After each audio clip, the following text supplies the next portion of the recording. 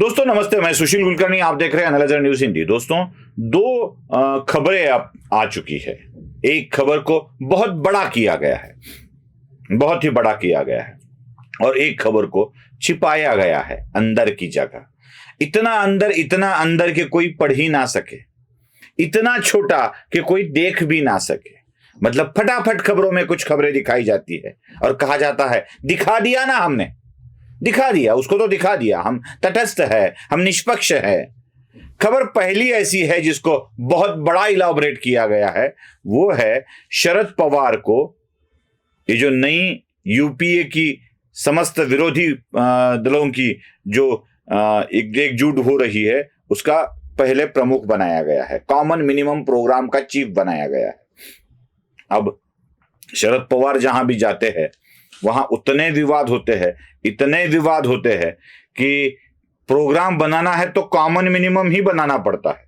Common maximum programme बन ही नहीं सकता भाई, क्योंकि हर एक विषय में हर एक का विवाद होता ही है। अगर नहीं होता है तो पवार इतने पावरफुल है कि वो विवाद क्रिएट कर ही देते हैं। मोदी कहते हैं सबका साथ सबका विकास, लेकिन पवार कुछ अलग ही कहते हैं।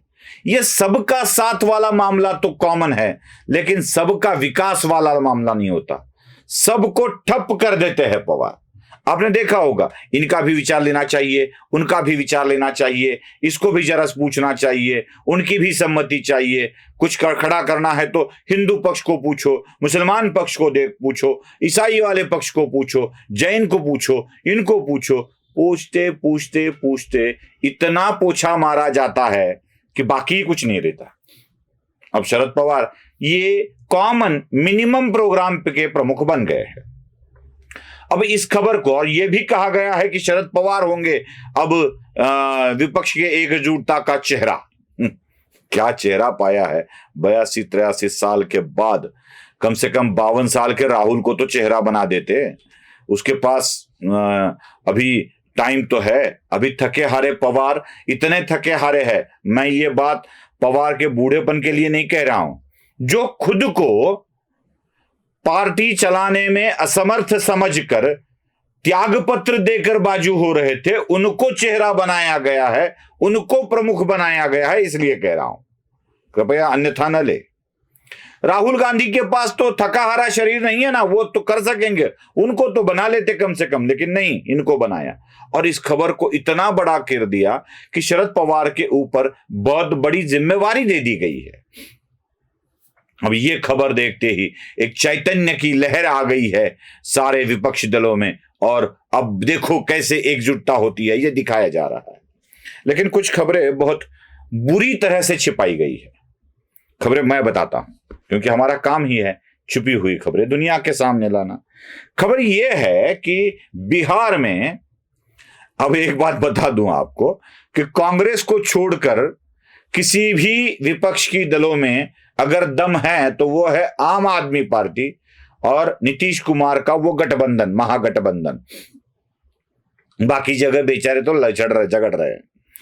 ये नीतीश कुमार की सरकार जिन जिन स्तंभों पर टिकी हुई थी, एक एक स्तंभ गिरता जा रहा है। खबर ये बड़ी महत्वपूर्ण है। हिंदुस्तान अवाम मोर्चा, मतलब हम वाली पार्टी है हिंदुस्तान अवाम मोर्चा, जीतन राम मांझी की ये पार्टी है। जीतन राम मांझी के पार्टी के मंत्री संतोष सुमन, इन्होंने अपने मंत्री पद से त्यागपत्र दे दिया है।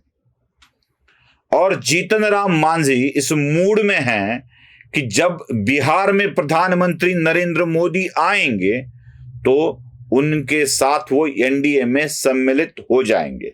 अब जीतन राम मांझी की पार्टी हम इनका साथ छोड़ रही है और भारतीय जनता पार्टी को बोल रही है हम साथ साथ है। चिराग पासवान जो पिछले विधानसभा चुनाव में अलग होकर निकल गए थे, वो चिराग पासवान भी एनडीए के साथ जुड़ गए हैं। मतलब पासवान से टूटी दोनों पार्टियां अब एनडीए का घटक बनने जा रही है। बिहार के ही अंदर की बात बता रहा हूं। राष्ट्रीय लोक जनता दल, राष्ट्रीय जनता दल नहीं, राष्ट्रीय लोक जनता दल RLJD, ये नाम की एक पार्टी है जिसके पूर्व मंत्री रह चुके हैं उपेंद्र कुशवाहा, इन्होंने भी नीतीश से नाता तोड़ दिया है और वो भी एनडीए में शामिल हो रहे हैं। वहां पे वीआईपी एक पार्टी है और जिसके मुकेश साहनी नेता है, इन्होंने भी नीतीश से नाता तोड़ भारतीय जनता पार्टी से नाता जोड़ लिया है, जो पूरे देश भर के विपक्षी दलों का गठबंधन बनाने के लिए इधर उधर घूम रहे हैं। उनमें से, उन्हीं के प्रांत में से, उन्हीं के साथ के कुछ लोग उनका साथ छोड़कर निकल कर जा रहे हैं। यही शरद पवार है जिनके समर्थन वाली सरकार महाराष्ट्र में बनी, लेकिन जिनको समर्थन दिया था उन्हीं में फूट पड़ी और सरकार गिर गई। अब यही नीतीश कुमार है जो कभी इसका कभी उसका समर्थन लेकर खुद मुख्यमंत्री बन जाते हैं, तो छोटी छोटी छोटी पार्टियां इनका भी साथ छोड़कर जा रही है। खबरें कैसी छिपाई जाती है ये देख लीजिए। जिन खबरों को दिखाना चाहिए उन खबरों को कभी भी सामने लाया नहीं जाता, इसीलिए सामान्य व्यक्ति को दिक्कत हो जाती है। यही दिक्कत है, उसे जो समझना है, और लोग कहते हैं हमने दिखा दिया तो आप बीजेपी के समर्थक बन गए। अब जो आप छुपा रहे हो उसे अगर हम बता रहे हैं और इसके कारण हम बीजेपी के समर्थक हो रहे हैं, तो बोल दो भाई, क्या फर्क पड़ता है? थोड़ी आपके बोलने से कुछ फर्क पड़ने वाला है। जो लोग देख रहे हैं वो देख ही रहे हैं। करोड़ों लोगों का समर्थन मिल रहा है, सब्सक्राइबर बढ़ रहे हैं, आमदनी बढ़ रही है, क्योंकि हम जो लोगों को नहीं दिखाया जाता वही दिखाने की कोशिश कर रहे हैं। तो दोनों खबरें आपके सामने रखी है। शरद पवार वाली भी खबर रखी है, ये भी रखी है।